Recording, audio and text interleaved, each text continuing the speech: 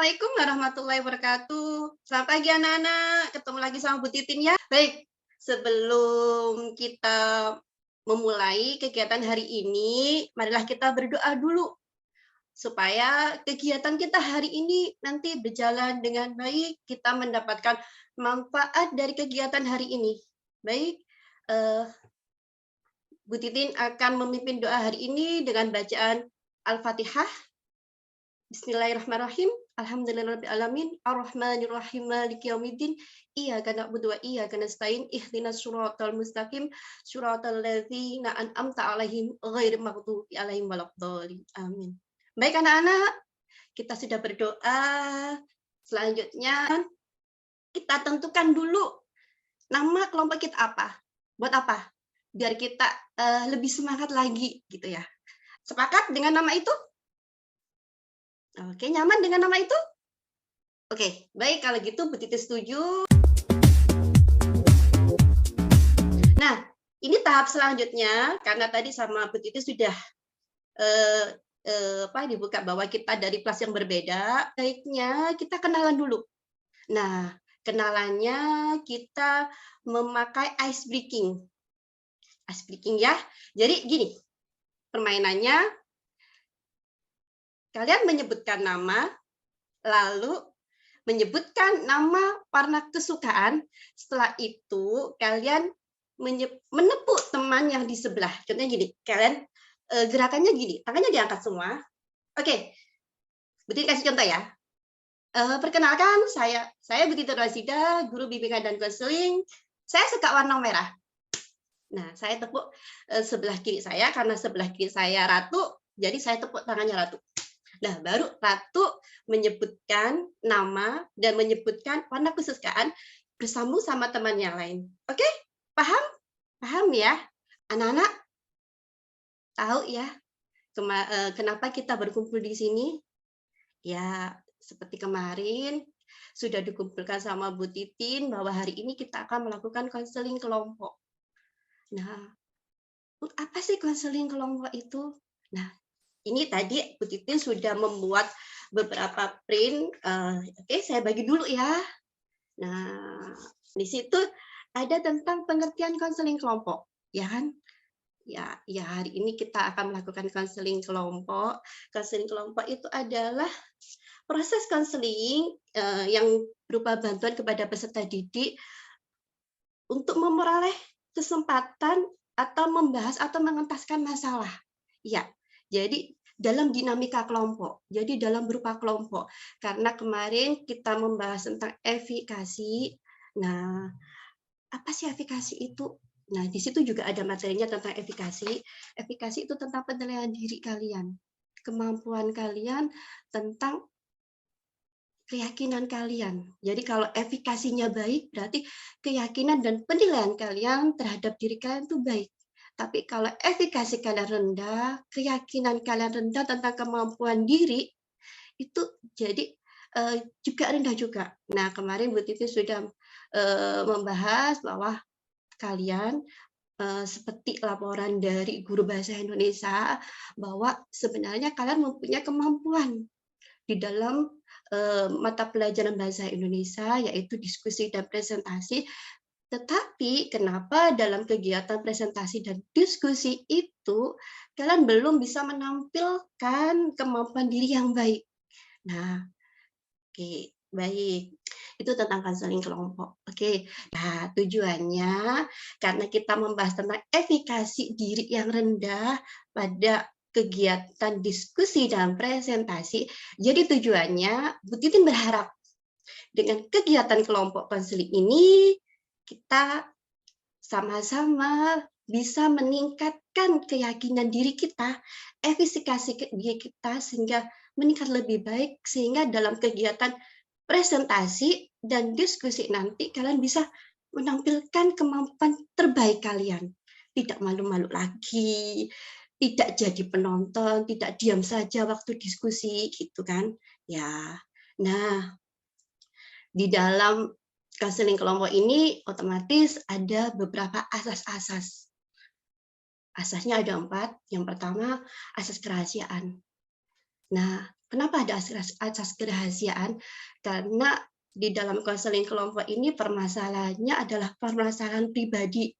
Ada hal yang sebenarnya tidak boleh kita sharekan pada orang lain. Baik saya, Bu Titi sebagai konselor, sebagai guru BK, atau mungkin kalian sebagai konseling atau siswa. Nah, itu kita harus sama-sama saling menjaga kerahasiaan. Apa yang kita bicarakan di sini, apa yang kita bahas di sini, itu kita jaga rahasia. Jika seandainya kita mau nge-share, mau memberikan kepada teman informasi kepada yang lain, itu harus ada kesepakatan, harus ada izin dari semua anggota. Yang kedua, yaitu asas kesukarelaan. Di mana Bu Titin berharap dengan asas itu semuanya rela mengikuti kegiatan konseling kelompok ini. Dan yang ada di dalam sini akan dengan terbuka mengungkapkan apa yang ada di dalam permasalahan kalian. Jadi yang ketiga yaitu atas asas keterbukaan sebenarnya ada kaitannya sama kesukarelaan. Kalau kalian rela mengikuti kegiatan ini, otomatis kalian juga akan terbuka untuk menyampaikan permasalahan, terbuka untuk mendapatkan masukan dari teman-teman sehingga dengan ini kalian bisa mendapatkan manfaat dari konseling kelompok ini. Yang terakhir, asas yang terakhir adalah asas kegiatan di mana kalian diharapkan berpartisipasi. Jadi ikut dalam kegiatan ini dari awal sampai akhir sehingga sama-sama kita mendapatkan manfaat ini secara baik dan optimal. Selanjutnya kalau kita sudah paham tentang asas dari konseling kelompok ini, Bu Titin mau tanya. Di sini kita membuat kontrak kesepakatan. Ya, kontraknya apa? Kita sepakat tidak untuk mematuhi semua asas yang ada ini? Apa saja? Ya, mematuhi tentang kerahasiaan apa yang kita omongkan di dalam konseling ini. Kita sepakat enggak untuk sukarela mengikuti kegiatan ini? Kita terbuka dan mau berpartisipasi dalam kegiatan ini? Sepakat? Oke? Badila, oke, berarti kita sepakat ya. Baik. Jadi kalau sudah sepakat, baiklah. Kalau gitu Bu Titin akan menjelaskan pada tahap ini sebenarnya kita pada konseling ini kita memakai teknik yaitu restructuring kognitif. Apa sih itu restructuring kognitif? Yaitu kita dalam kegiatan konseling ini kita mencoba merubah cara berpikir kita. Ada 6 tahapan. Ya, tahapan pertama yaitu rasional, yang kedua yaitu mengidentifikasi pikiran negatif pada suatu permasalahan atau suatu problem. Ya, tahapan ketiganya yaitu pengenalan, pelatihan, coping touch. Apa sih coping touch itu? Coping touch itu mengatasi pemikiran, ya, atau CT.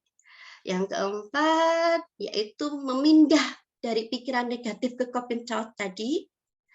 Yang kelima, pengenalan dan pelatihan dan penguatan positif, pernyataan positif. Yang terakhir yaitu tugas rumah dan tindak lanjut. Kita masuk tahap inti ya, satu rasional. Apa sih rasional itu? Apa yang kalian pikirkan?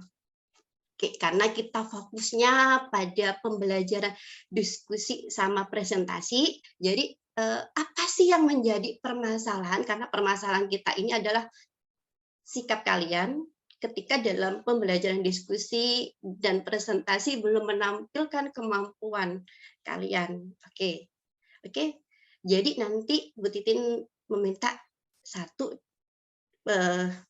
persatu untuk menyampaikan permasalahannya gitu ya. Jadi apa yang kalian pikirkan ketika dalam kegiatan diskusi dan presentasi. Jadi sebelum kegiatan itu apa yang kalian pikirkan?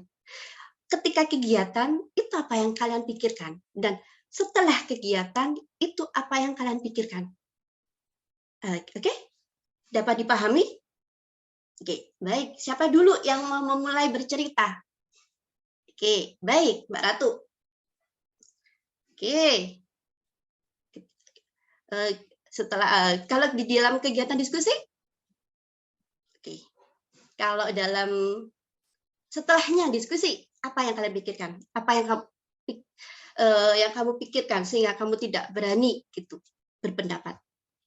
Oke, nah itu kan diskusi. Sekarang Mbak Ratu kalau yang di presentasi gitu.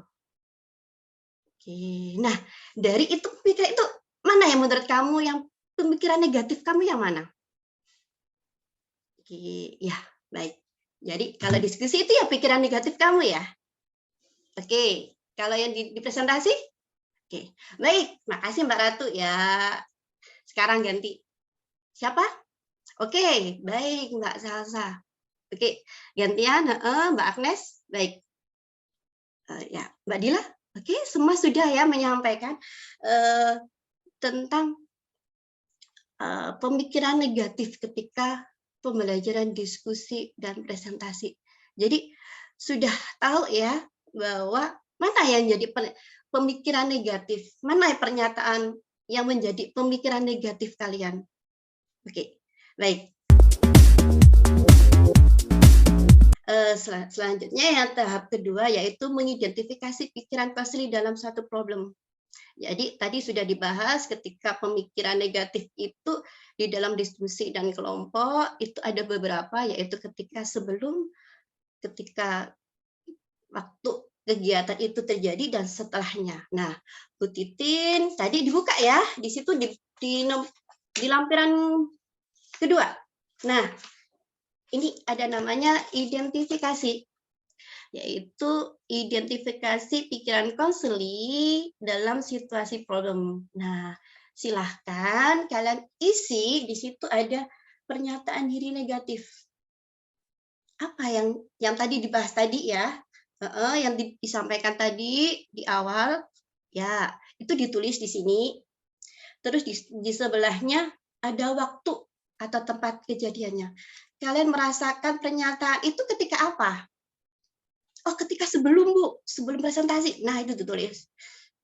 Terus ketika sesudah. Nah, itu ditulis semuanya. Terus yang keterangannya itu seberapa sering kalian itu. Nah, seberapa sering pemikiran itu muncul. Itu nanti ditulis di sini ya. Oke, baik. Selanjutnya sudah ditulis dulu. Baik. Sekarang dibuka dulu semuanya. Kalau sudah, nah Bu Titin akan menjelaskan tentang tahapannya ketiga, yaitu pengenalan dan pelatihan coping touch. Yaitu, apa sih coping touch itu? Coping touch itu adalah salah satu tahapan dalam restructuring kognitif, yaitu tahapan dalam salah satu teknik yang kita gunakan saat ini. Yaitu bagaimana? Yaitu caranya, kalau dari artinya sih coping touch itu yaitu mengatasi pemikiran. Jadi bagaimana cara kita mengatasi pemikiran kita? Karena pemikiran kita yang kita bahas adalah negatif, jadi coping touch-nya kita mengatasinya, merubahnya menjadi pemikiran yang positif. Merubah pernyataan diri kita jadi diri kita sendiri, bukan dengan orang lain ya Mbak Dila ya. Bunda, jadi kita sendiri, pemikiran kita sendiri yang kita rubah. Berarti iya, intinya ke kita diri kita sendiri. Jadi kalau kita tahu pemikiran negatif itu kita rubah sendiri, intinya diri kita sendiri gitu. Tahapan yang selanjutnya yaitu tahapan memindah pemikiran negatif ke coping touch. Nah, sekarang kita kembali ke kalian. Coba coping touch-nya apa kalian ketika ada pernyataan diri? Coba dilihat pernyataan diri kalian. Salah satu saja, ayo Mbak. Siapa dulu? Nah, saya suka kalau ada yang mengajukan diri gini. Ye, ayo, nggak apa-apa. Nah, salah satu. Ya, ketika diskusi, ya. Pikiran negatifnya apa? Nah, coba kalau coping touch-nya bagaimana? Oke, baik. Nah, itu tadi. Jadi cara memindahnya dari pemikiran negatif menjadi coping touch, ya. Mengatasi pemikirannya dengan pemikiran yang positif. Oke? Sudah bisa? Nah, itu satu dulu. Ya, ya sudah. Nah, diulangi lagi ya, Sahabat Titin. Jadi, dari pernyataan-pernyataan kalian yang sudah tulis tadi, itu di copy touch, dirubah cara berpikirnya. Oke. Ya diri kita sendiri, kita ngomong sama diri kita sendiri gitu. Bisa diem sambil merem, atau bisa kita menyuarakan tapi jangan keras-keras juga. Intinya kita bisa merubah pemikiran kita gitu. Kalau bisa sesering mungkin, semakin sering kita melakukan copy thought tadi, semakin banyak keyakinan kita. Ya iya, kalau satu kali ya sudah, saya bisa. Enggak merasuk kan. Saya bisa. Ya, saya bisa. Atau mungkin kalau di kelas, kalau mau presentasi, jadi apa yang dipikirkan negatif itu di copy thought. Ya, bisa. Selanjutnya yaitu kalian mempraktekkan, coba kalian praktekkan dari pernyataan diri itu di copy touch. Bu Titin pengen tahu cara kalian bagaimana. Oke? Baik. Seperti biasa, yang mau duluan siapa? Oke. Nah, pernyataan apa yang mau di copy touch? Pernyataan mana yang mau dirubah? Jadi dari negatif ke positif. Oke. Ya, Mbak Salsa. Ketika presentasi, pernyataan dirinya apa? Ya, coba sekarang kalau pernyataan positifnya bagaimana? Ya, kalau ketika presentasi pernyataan dirinya tidak bisa berbicara dengan baik ketika presentasi. Nah, apa yang kamu pikirkan waktu itu? Takut tidak didengar ya? Nah, sekarang pernyataan positifnya apa? Nah, oke. Nah, itu dicoba kamu ucapkan dari yang negatif satu kali, nanti kamu rubah menjadi pernyataan positif kamu. Sampai kamu benar-benar yakin bahwa ada keyakinan yang berubah, walaupun sedikit saja. Gitu. Oke. Ya, coba. Ya, coba lagi. Yang benar-benar mantap gitu. Ya. Lagi. Ya, lagi. Terus, nah, yang benar-benar kamu yakin, bukan gini. Bisa. Lu yang yakin gitu. Nah, oke, sudah ya, itu tadi. Coba yang lain. Gantian. Oke, ayo. Ya. Harus yakin, harus ada keyakinan, kemantapan dari perpindahan dari negatif ke positif tadi. Kalau kalian tidak yakin, ya tidak bisa nanti merubah cara berpikir kalian. Ya, jadi harus ada semangatnya, harus ada penekanannya sehingga memang bisa berubah. Baik. Ya. Sudah, coba nanti di rumah karena cara berpikir itu tidak bisa instan, nggak bisa cepat ya. Cara kita merubah pemikiran negatif kita. Jadi harus ada pelatihan, sesering mungkin kita merubahnya. Jadi semakin sering kita melakukan copy thought, jadi keyakinan kita akan berubah semakin cepat. Tapi kalau kita tidak banyak melakukan pelatihan, ya tidak ada, ya sudah. Gitu. Ya, dicoba nanti ya di rumah ya. Nah, itu di sebelah, di belakang, Butin punya lembar kontrol. Lembar kontrol ini sama, ditulis nama, nomor absen, kelas ya. Ada nomornya, ada hari tanggal. Kalian melakukan latihan, itu di rumah itu hari apa, tanggal berapa. Terus pikiran negatif kalian apa, gitu kan. Terus pikiran positifnya apa. Gitu kan. Terus ketika kalian melakukan itu hambatannya apa? Gitu kan. Oke, nggih. Nah, setelah itu tingkat keberhasilannya. Pada hari itu kalian berhasil apa tidak? Kalau berhasil ditulis, berhasil Bu, tapi berapa persen? Boleh dikasih persen, tapi nggak dikasih nggak apa-apa. Belum berhasil gitu kan. Nah, ini kan kita ketemu lagi nanti minggu depan kita ketemu lagi, nanti baru kita coba kita lihat, nanti ketemu sama Bu Titin, apakah dari kegiatan ini sudah bisa merubah cara berpikir kalian. Nanti kita evaluasi seberapa besar keberhasilan kalian merubahnya, dan bagaimana dari cara berpikir itu ada perubahan tidak dengan cara kalian ketika kegiatan diskusi dan presentasi. Baik, ada yang mau ditanyakan? Ada yang mau itu berpendapat? Boleh 1 hari nanti ditulis ketika pelatihan 3 kali, ditulis 3 kali boleh. Semakin sering kalian melakukannya, nanti semakin besar pula peluang kalian, kesempatan kalian, atau perubahan pikiran negatif kalian ke positif. Kalau tidak dilatih, tidak dilakukan, tidak dilaksanakan, ya sudah jadi wacana saja. Ini hanya jadi teori saja. Jadi ini harus dilakukan, ya. Komit ya.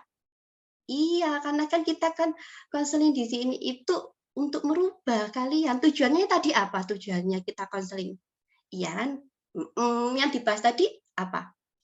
Ya, yaitu merubah pikiran negatif menjadi positif ketika pembelajaran diskusi sama. Nah, makanya biar ada perubahan, berarti komit, dilakukan, terus dilatih. Nah, itu. Nah, biar Bu Titin tahu seberapa kalian, jangan lupa diisi lembar kontrolnya. Baik. Nah, tadi sudah 6 tahapan kita lakukan dalam konseling kelompok ini. Nah, ini tahapan terakhir, Bu Titin sebelum melakukan penutup, Bu Titin mau tahu kesannya ketika kalian dalam kegiatan konseling ini apa? Kesannya apa ketika mengikuti konseling ini? Perasaannya, terus pemikirannya apa ya kan? Ya, senang ya, berarti ada ilmu baru, senang ya? Ya, nanti coba di rumah dilakukan ya. Ya, baik, terima kasih sudah mengikuti konseling kelompok dengan Bu Titin. Oke, terima kasih. Sampai ketemu lagi nanti minggu depan. Saya akhiri dengan bacaan hamdalah, alhamdulillahirrahmanirrahim. Assalamualaikum warahmatullahi wabarakatuh.